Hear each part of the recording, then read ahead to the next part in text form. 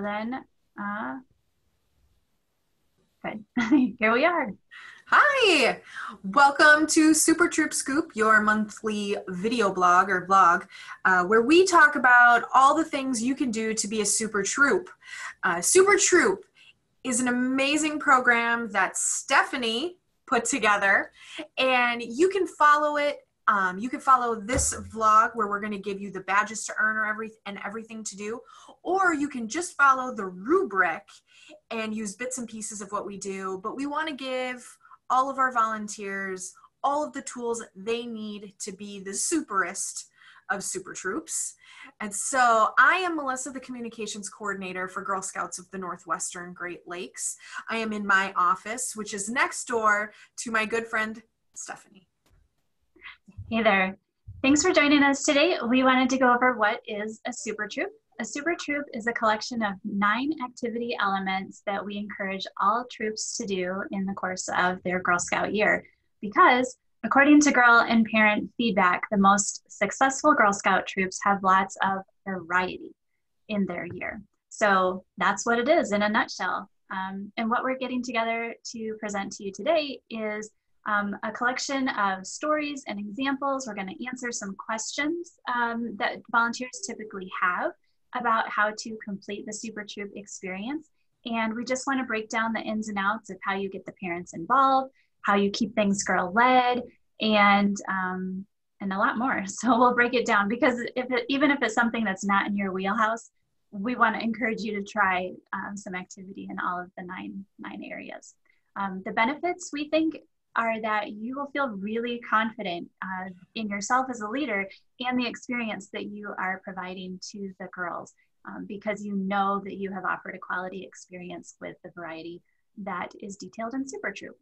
So let's get going. Well, with that being said, this month's Super Troop theme is one field trip into the community outside of your troop meeting space. This is a really important one, and I think it's one that sometimes freaks people out. The idea that you're not doing your traditional meeting, and that's okay. So what we're going to do is give you some suggested, and again, these are suggested badge and activities. They're not required. You can do this Super Troop theme, the one field trip, however you want. So our suggested badges are doing our Girl Scout Way or badges every level has a Girl Scout Way badge. That would be Brownie through Ambassador. And for our Daisy friends, they would be doing Sister to Every Girl Scout pedal. So this one is one that we're going out of order. We know that Be a Sister to Every Girl Scout is technically the last pedal. But breaking news, you do not have to do the pedals in order. Right. You could do the pedals whenever you want throughout your Daisy experience. And our second activity for the month of October is hosting either a JGL birthday party or doing an outing of the girls' choosing. And we're going to go into that further. And some important highlights, because in the month of October, we do have some fun Girl Scout days. October 1 is actually the start of your Girl Scout year. Our Girl Scout calendar runs October 1 to October 1. So yay, start off the year.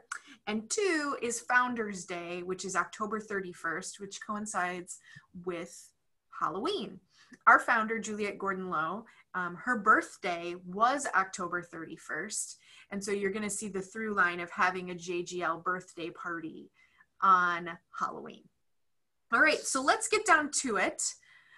Stephanie, let's talk about the in-depths of our Super Troop month. Right.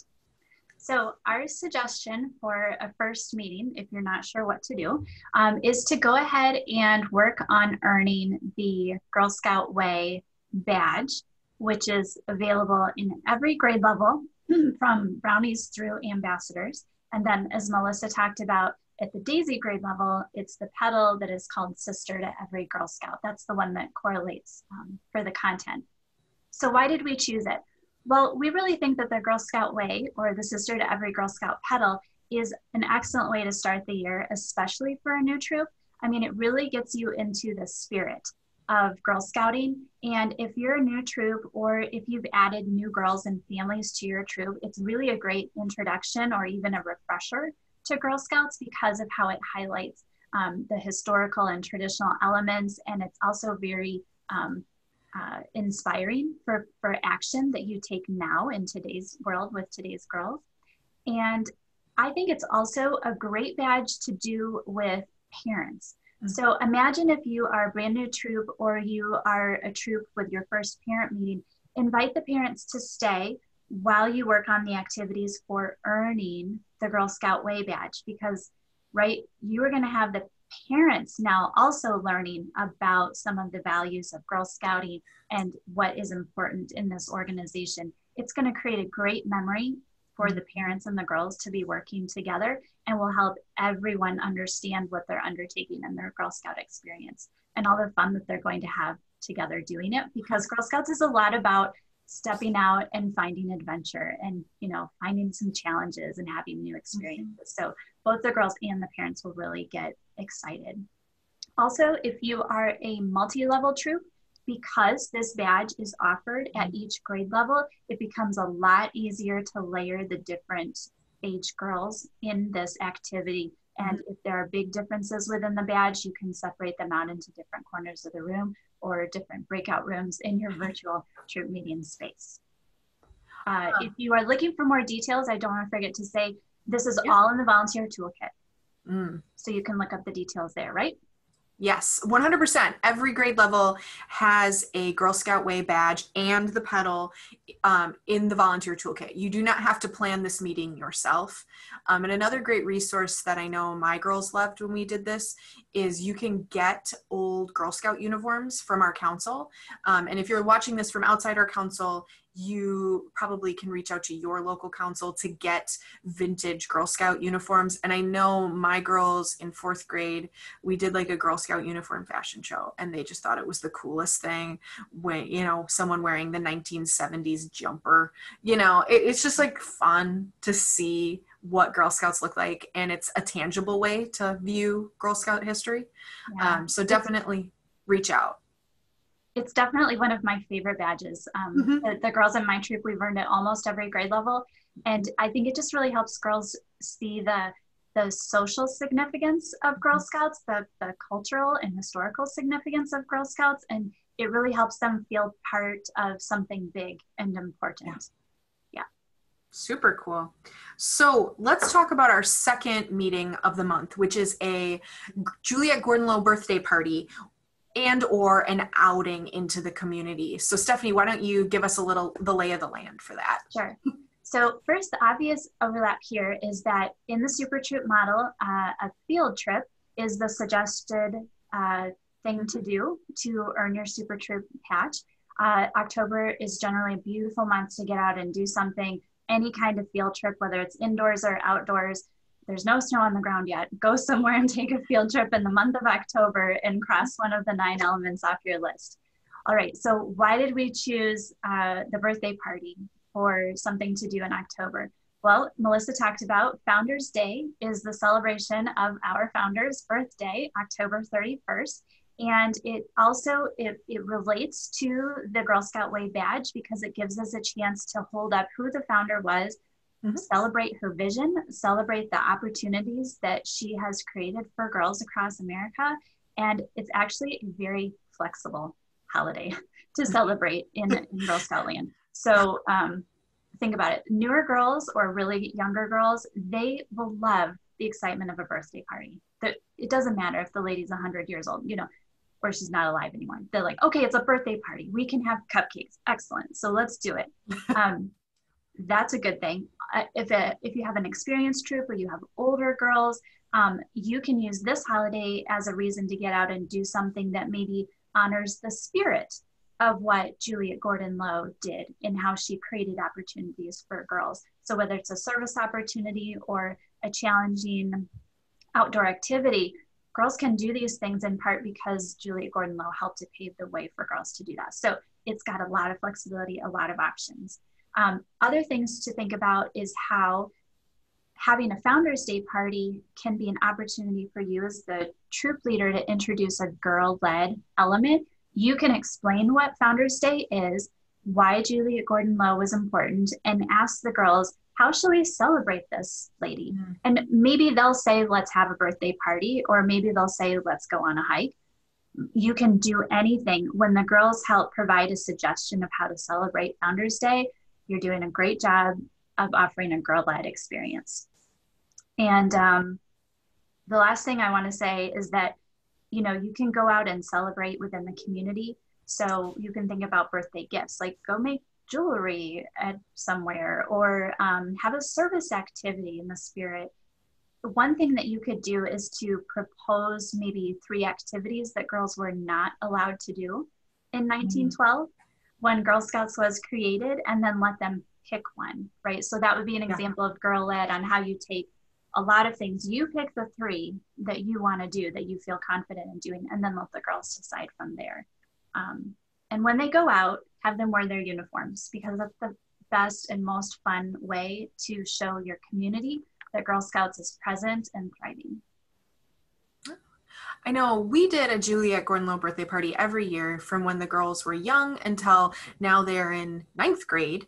And one of the fun things with it is when they were little, we would just have the birthday party at our troop meeting space and then have an outing to go along with it. We would go somewhere. But as they got older, we combined the 2, and we would just bring the cupcakes where we were going because it was expected, because it's a birthday party, there has to be cake. You know, but you could do all sorts of things. As girls get older, you can go to the pumpkin patch and then paint pumpkins. Or I know the jewelry is a great way, because one of the great Juliet Gordon-Low stories is that she sold her very expensive pearl necklace to fund Girl Scouts. And so you could have the girls make jewelry and really talk about what it means to sacrifice for the things you believe in and the thing that you want to happen. And Juliet Gordon-Low definitely did that. She's also like a super big trailblazer. So one of the stories my girls really loved about Juliet Gordon-Low was that when she was trying to really spread the news of Girl Scouts, she actually got into an old biplane and flew over New York City,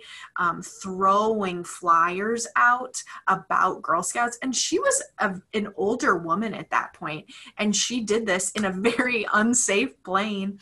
And so it's a really great way to encourage girls to try something new. You can always get old badge books and look at some of the things Girl Scouts did, and maybe learn some semaphore flag signals, or like other things that girls did in early Girl Scouts that maybe you've never tried, and tell the girls that. I mean, I did all the time. If we were doing something that wasn't my thing, I was just super honest with them and said, I'm going to learn this with you. And girls love that. Girls who are in 2nd grade love that, and girls who are in 9th grade love that, because there's a preconceived notion that we adults know how to do it all already. And I sure don't. No. I don't know how to do flags to signal that I'm going to the left, but I can look at the book, right? Yeah, and there's so many stories about Juliet Gordon-Low out there. I know there are some on the VTK. If you look at the Girl Scout Way badge, another great place to find them is in the Girls Guide binder. At each grade level, there are different stories about her life. She's a very inspiring person. And there are also several biographies. So even at your public library, you're likely to find one, things that are written for very little girls to things that are written at the adult level. So there is some variety to how you can find out some of these little snippets of stories about her, and like the pearl necklace and the airplanes and things like that. Yeah, and it's a really great way to bring inclusion into your troop as well. A little known fact about Juliet Gordon-Low is that she was mostly deaf. And so it's a great way to talk about with girls about welcoming new members, making people feel comfortable, talking about people with different abilities. It's a really good way to talk about the spirit of Girl Scouts. She's so cool. That's why we celebrate Founders Day. Yeah, she's a really cool lady. Like the more you learn about her, and there's definitely stories that are that you will read as an adult and be like, oh wow, she lived a life, right? Like she's just a super awesome lady. And every time I read anything about her, I'm always surprised at just how forward thinking she was. Well, now it's time for a message from our sponsor, is it not? Yes, and today our sponsor is the sticky stuff you can't get off the table at your meeting place. There will be sticky stuff you can't get off the table at your meeting place. And right now with COVID, it might be your own house. And that's what Goo Gone is for. So let's talk about, now that we've heard from our sponsor, the sticky stuff on your table, let's talk about some questions from our friends. These are questions submitted to Dear Daisy. Dear Daisy is on our Girl Scout website at gsmwgl.org/Dear Daisy. And these are questions from you. Fun fact, going along with what we were talking about before, Daisy was Juliette Gordon-Low's nickname. And so you're writing letters to her. So we have some great questions for Stephanie, our resident expert. So our question number one is a question that I have personally asked as well. Wait, I need to plan outings. What do I need? How do I do that? Do people have to sign stuff? So Stephanie, what are some things that you need to think about for planning your outings? Well, you need to think about getting out of your troop meeting space, because if you don't, you'll just get bored and you'll go crazy. Like, you really do want to plan some outings for your health and sanity as much as the girls, to add some variety to your year. So yes, you want to do that. And yes, there is paperwork to sign, because when parents sign their girls up for a Girl Scout troop experience, they are seeing the room where the girls meet for the troop, but then what are they going to do next? And we're back with everyone's favorite segment, Dear Daisy, named after our founder, whose nickname was Daisy. And this is where we take questions from you, amazing leaders. Our first question is a pretty straightforward one, which is, wait, I need to plan outings. What do I need to do? What do people have to sign? Where should we go? Stephanie, do you want to talk a little bit about outings in general? Sure. So going with October's theme of one, field trip outside of the meeting space. Yeah, you will totally want to take field trips away from your troop meeting space, because you will go crazy if you don't. Like, you want to get out and do different things for your sanity as much as for the girls. Everybody likes a little outing. But it can be very simple. It doesn't have to be super complex. So you can go someplace that you already know, even if the girls have already been there, that's fine. You're going together as a troop now, so it's different. You're going as a group. There is some paperwork to sign, and this part is really important, that we have a standard form that is a parent permission slip, and our requirement is that you have this permission slip signed by the parents. It's really helpful for the parents. It says where you're going, when you're going, who's the driver, what are the contact phone numbers that they can reach them if something happens and they have to come pick up their girl in the middle of the field trip. So the parents need this information. It's your job to provide it to them. We do ask that the parents sign that so that they understand you are leaving the meeting place and someone else is driving their child. When you collect the field trip or the permission slip forms, then you are good to go. You will need drivers. And if you are a troop of younger girls, you do have the headache of trying to figure out the car seat. So a lot of times troops will say, take your own child to the field trip or arrange your own carpools.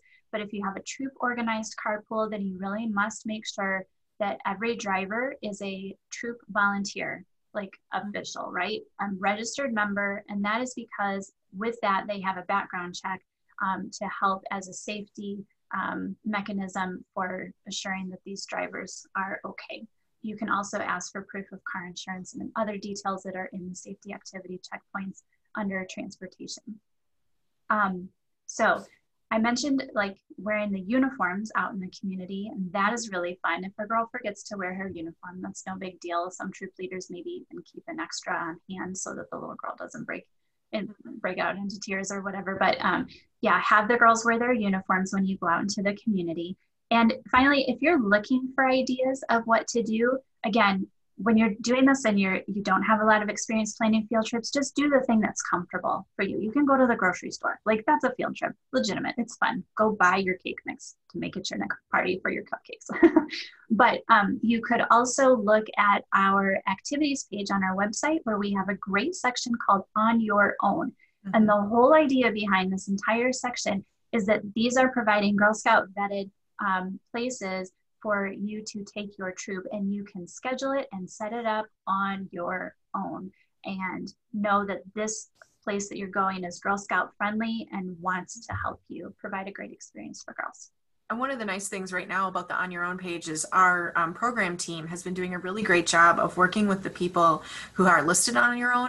They are providing virtual experiences right now as well. So if you have a troop who's meeting virtually, having your Juliet party, your Juliet birthday party virtually, you can also work with one of these organizations to do a virtual outing. That counts. Like if you are not meeting in person, do a virtual outing with one of the partners and try something new. Go on a tour of a museum. There's tons of virtual tours of museums right now.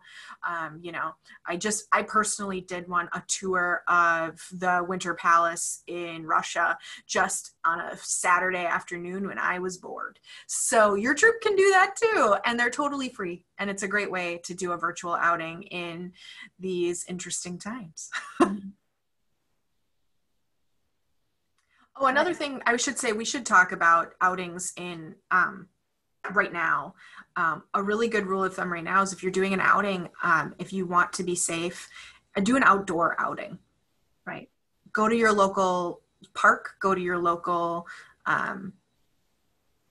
state park, national park, but get outside. It's safer. You can be more distanced. And honestly, kids need it. Yeah. Kids right now really need to get outside and to run. Melissa, do you want to make a pitch for the herstory event? Because this could be a great field trip for leaders to plan. We've already done the work for you. We have. There.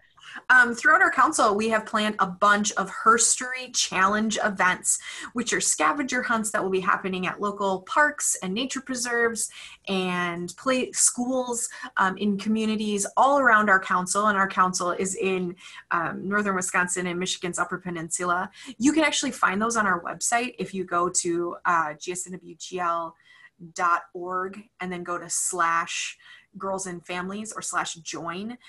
You can find these. These events are geared both towards new families joining us and people who've already joined us. It's a really cool way to engage with Girl Scouts, to get outside that is totally distanced and very safe. But you're also going to learn about a bunch of cool ladies who did cool stuff throughout history around the world of varying backgrounds, people you know and maybe people you don't. Mm-hmm. Like a good surprise. Yeah, it's a good surprise. But we have them listed. They're all over. They're being run locally. So check out the website and you can find those events near you. We're adding more. A lot of them are in the month of October, but we're adding more every day. And I know that because I'm not running them, but I put them on the internet. So I know that more are getting added every day. Yeah, it's going to be easier this year to do outside events than indoor events. And while our council guidelines are talking about gathering in groups of 10, we know there's lots of troops out there that have more members than 10. Plus you have the parent helpers who are there to drive, and parents love to join in the field trips. So yeah, you're going to have larger groups. Just break the girls apart into smaller groups and send them through the parks to find the different spaces. It's a good shared experience. It's a great tip. Yeah. So we do have one more question. Yes. And it's about everybody's probably least favorite subject of being a troop leader, except for like the 4 people who this is their favorite, which is, how do we pay for the party? How do we pay for the trip? What do we do? Where's the money come from? Right. So it's a really common tactic for troop leaders to find free events or very inexpensive events, but most of the time something is going to cost money. So how do you pay for it? So there's a couple different options that you may have set up already, or here are some ideas of what you could do. So first, some troops do choose to collect troop dues. So they might say, we'd love to ask every family to contribute $10 towards random supplies and expenses that we expect in our first year. That is one strategy to have families do that. The second strategy could be to ask families to pay by event. So for example, if your troop outing is going to be to a roller skating rink, then you can say with your permission slip, when you turn in your permission slip, please also provide the $6 rental fee for the skates. Now this is kind of a nice one because if that date doesn't really work for a particular family, they don't pay the $6. They're not going to the event. They don't have to worry about it. Everybody who wants to go pays for the $6. So that is another strategy. Also, you can do things that might be a contribution from the family. So less related to an admission fee or rental, like a skate rental, and more about providing the cupcakes for the JGL Founders Day party. So you could circulate out a request, say, we are going to have a Founders Day party. We are looking for parents who can contribute paper plates, paper napkins, 2 bottles of juice, and 24 cupcakes, store-bought or homemade, doesn't matter. And so that can be a way for the families to contribute to the troop and the expenses that are incurred with the activity. It's really important. I'm going to say a couple of things as reminders. First, do not spend your own money. You just don't need to do that. Just don't. Okay, so there's that. Also, there's no need to go overboard with supplies. I don't know about you and me, but like the whole Pinterest perfect thing is just a trap. Like I want it to look like that, but I can't. So you kind of get the idea and you see the JGL cake that's 3 tiers with like people on top and airplanes. No, I'm just going to give you a store-bought cupcake with sprinkles on it, and it's really okay. It's fine. So you don't have to beat yourself up about not having it be magazine perfect. It's great. And then the last thing I want to say is about, don't forget about the opportunity of our fall product sale. The fall product sale happens September and October. Many troops choose to participate in this because they want access to funds really fast, and they know they don't get access to their cookie funds until the spring. So they want to do fall products so they have a little bit of cash on hand by November, which is really helpful. So you could go that route as well.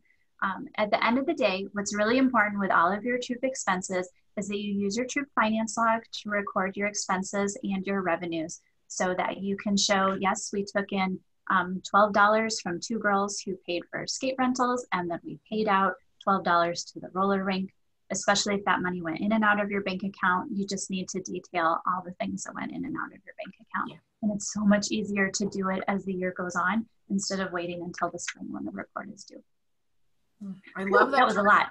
I love that term, the Pinterest trap, because it's so true. I also think that there's a big trap with being the leader of the troop that is, I'm the leader, so I should be in charge of the things. It is totally 100% okay to be like, all right, Stephanie, you are in charge of 24 cupcakes. I don't care if they're vanilla. I don't care if they're chocolate. I don't care if they have a bat on them. I don't care if they have a ghost on them. Just bring me cupcakes. And I think one of the things is like, you feel like if you're the leader, you have to be in charge and lead and be like, okay, Stephanie, I need you to give me 24 cupcakes, 6 with ghosts, 1 vanilla, no, just let it go. Let it go. Delegate. You got a cupcake. And you know what's going to happen? You're going to bring cupcakes, and then you're not going to take cupcakes home because everybody eats cupcakes. So it's gone. That's good. So let's wrap this thing up. So let's talk about, Stephanie, is there anything you wanted to cover before we say goodbye?